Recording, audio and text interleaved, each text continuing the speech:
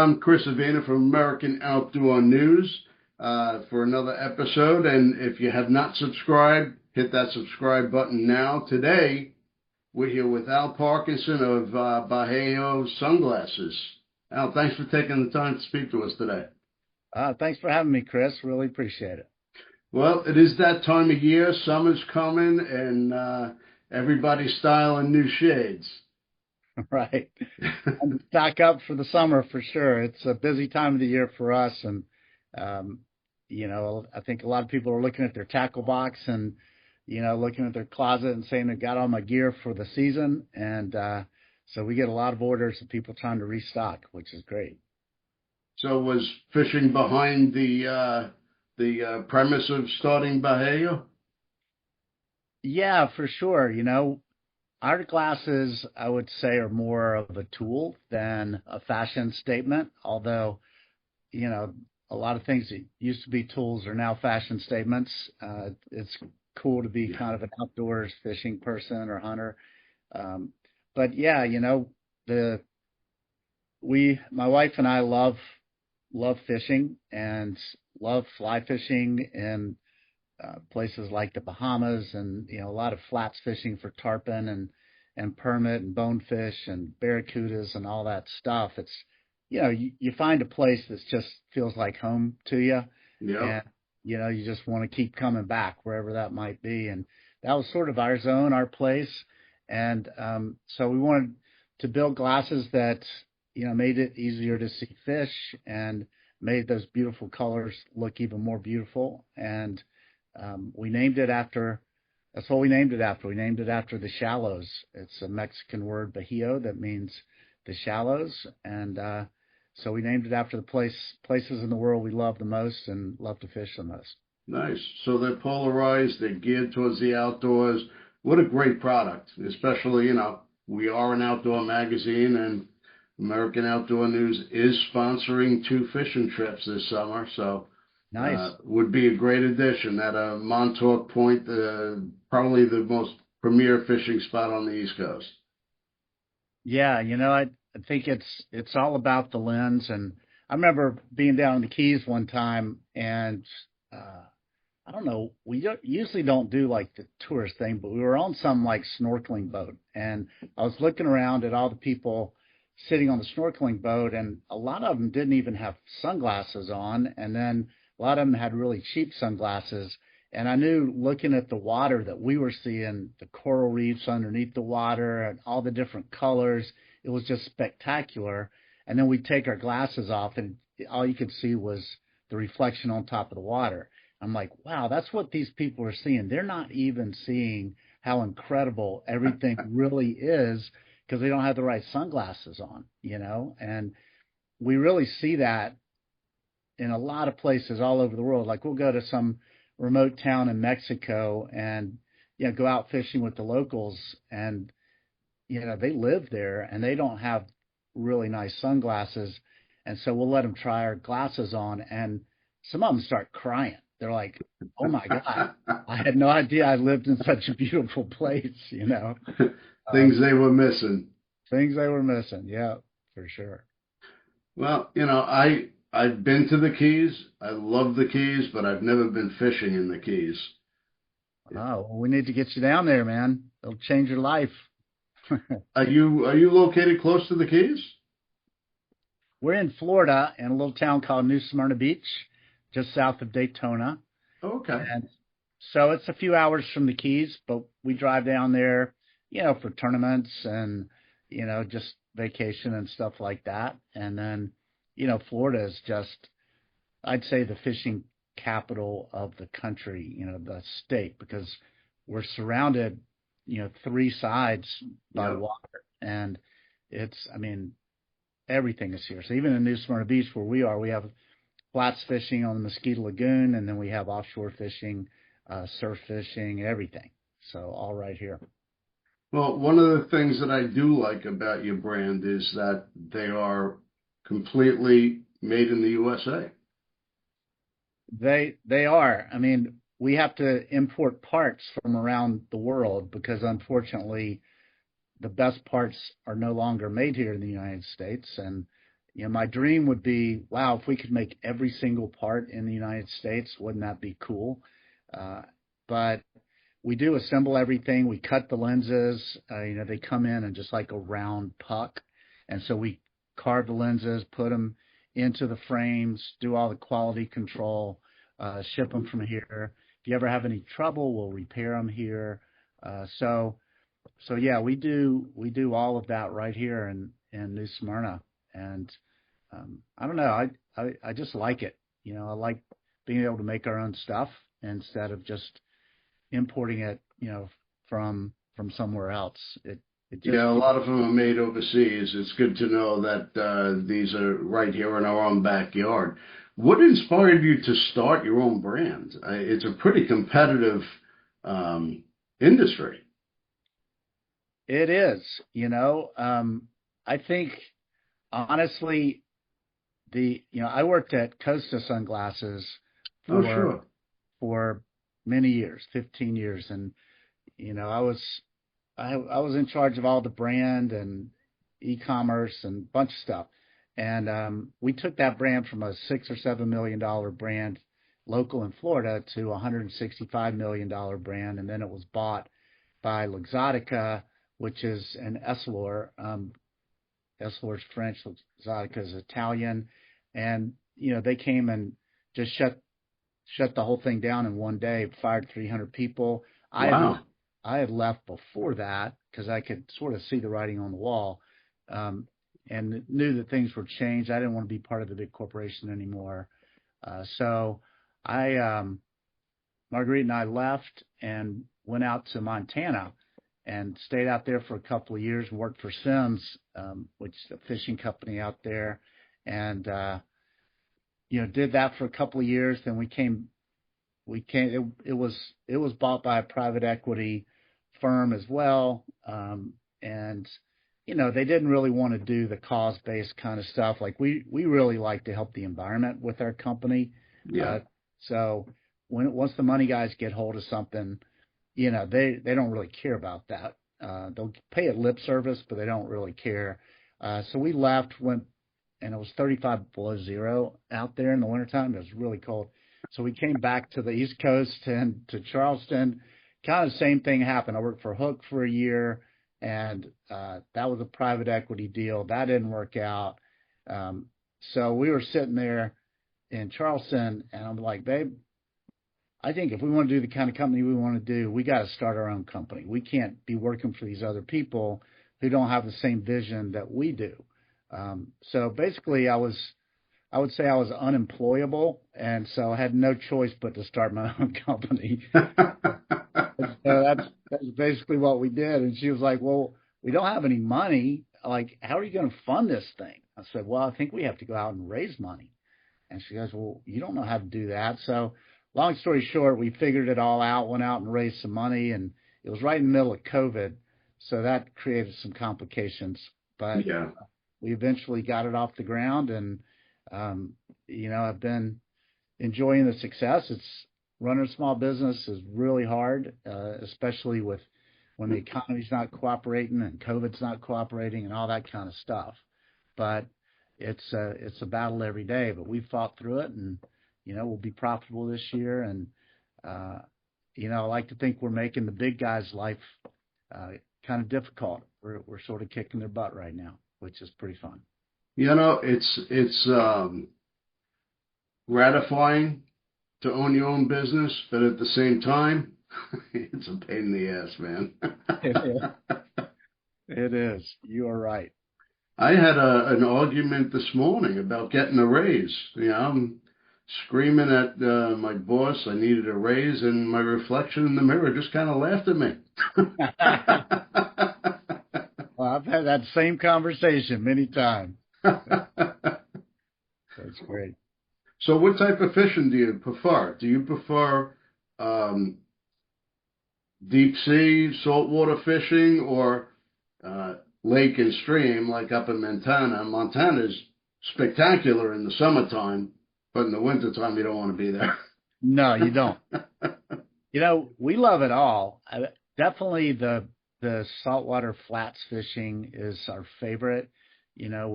With mean, it's basically hunting. We love to hunt fish. So, trolling a bait behind a boat is not really our thing. But if we can be like, going cruising close to shore in the flats and looking through the water to see a fish and then cast to it, that's really what we love to do the most. That's pretty cool.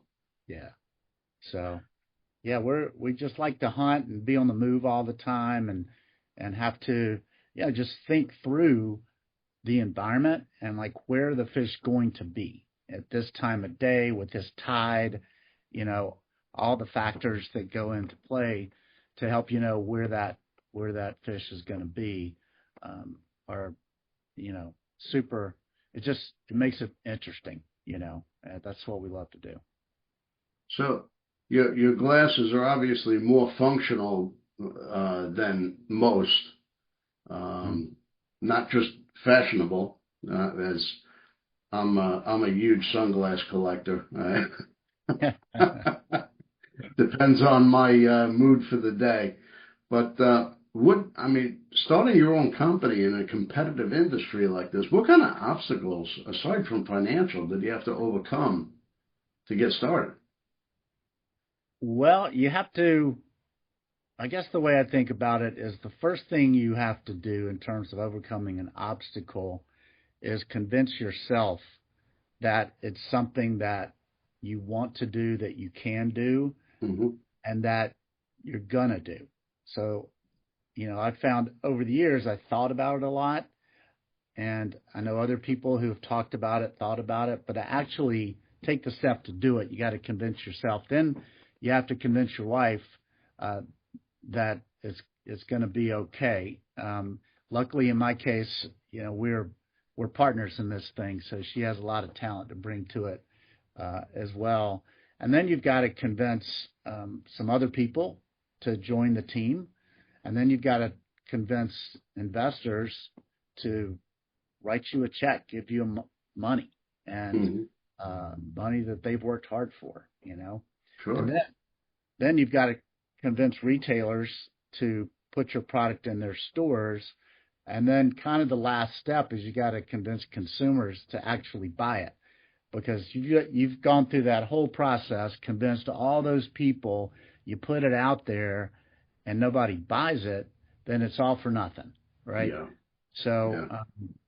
so I think, there are a lot of obstacles along the way, and we probably have had more than our fair share just because, with COVID, everything got shut down, and then it opened back up, and then a shipping container goes from $5,000 to $35,000. The ports are full, and it's just kind of one thing after another. The economy is, on again, off again. Inflation comes up, and it seems like there's always obstacles to overcome.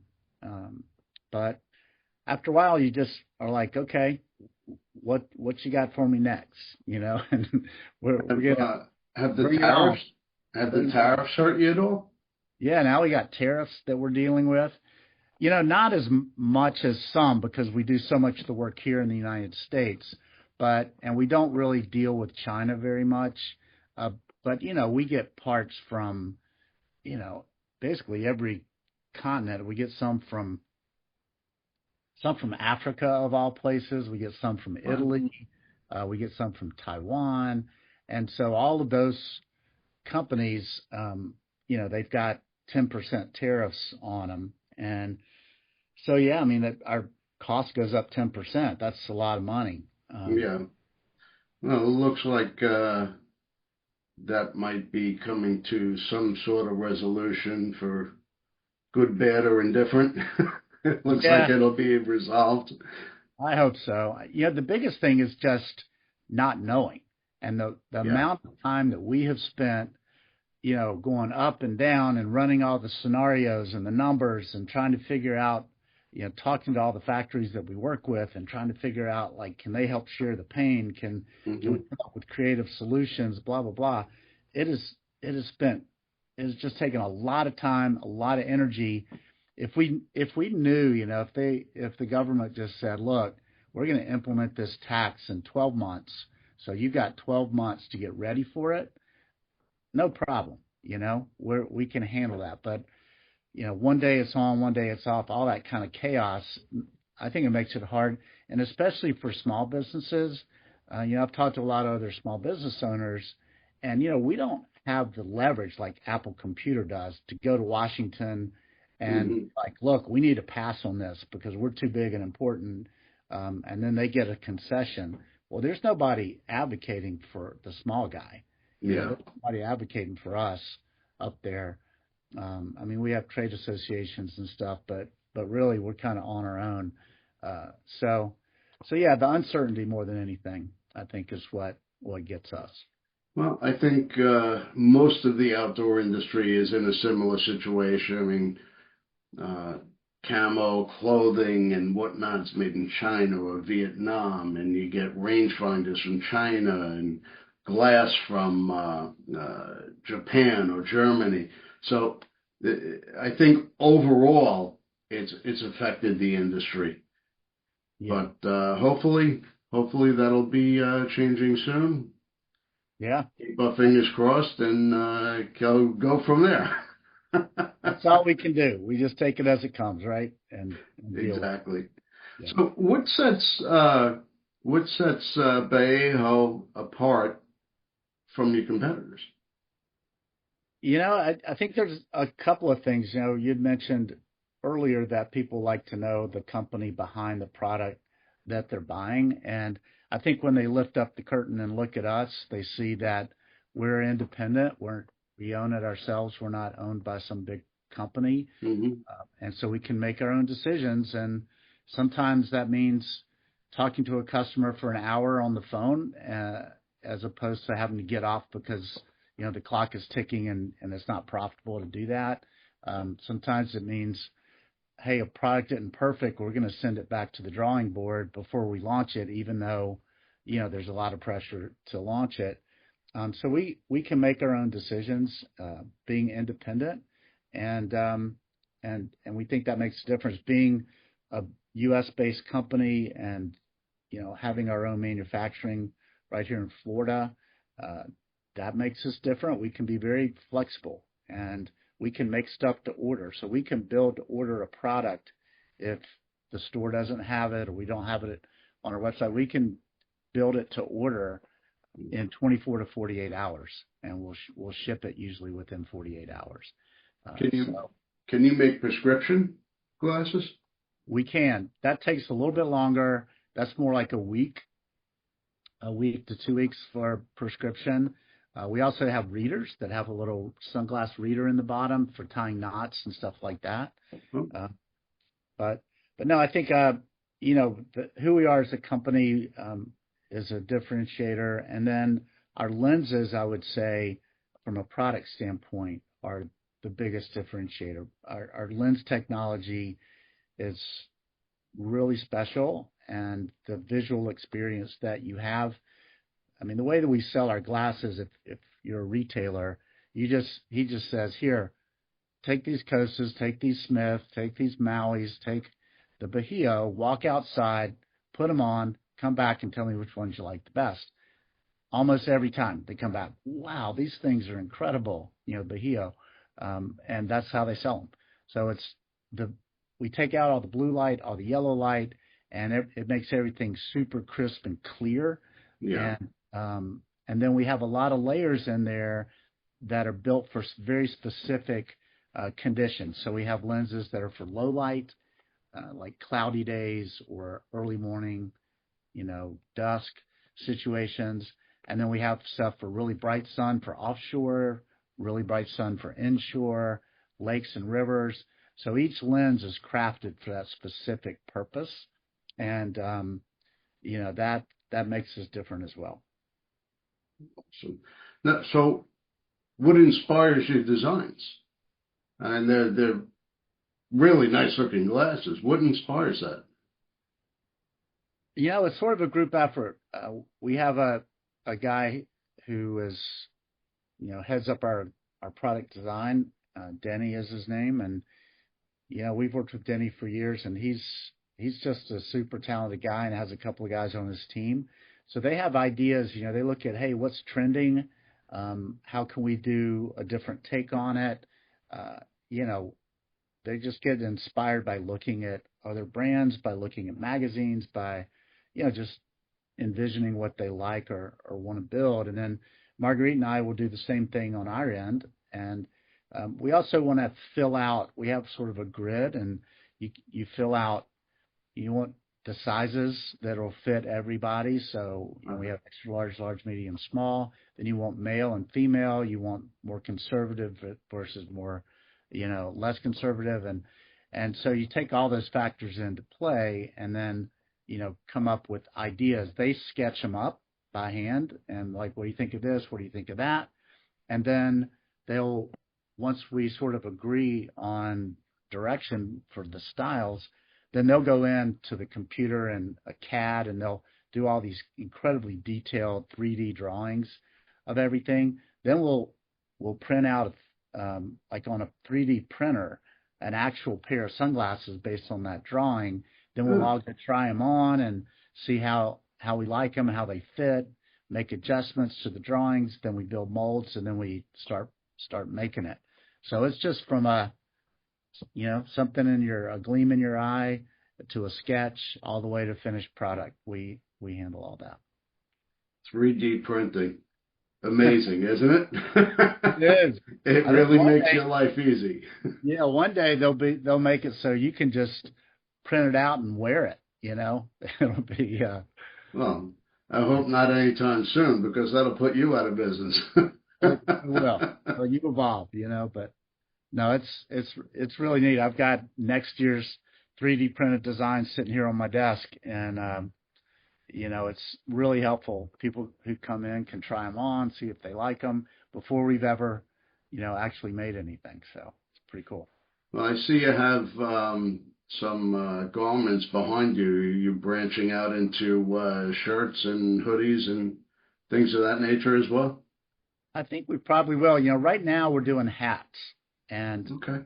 Marguerite handles all of our hat designs. We have Casey Anderson, who's our tattoo artist, who's a friend, and he's in the office every week. And those two get together and figure out what they're going to draw, and then they just create these hat designs. And the hats have just really been successful. They're very different looking, believe it or not, from other hats, and we feature a lot of little creatures that don't get a lot of press, like the little crabs and, pelicans and, catfish and bluegill and stuff like that,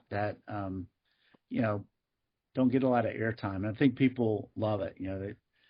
One of our favorite hats, I think, is just a pink hat with a blue crab on it.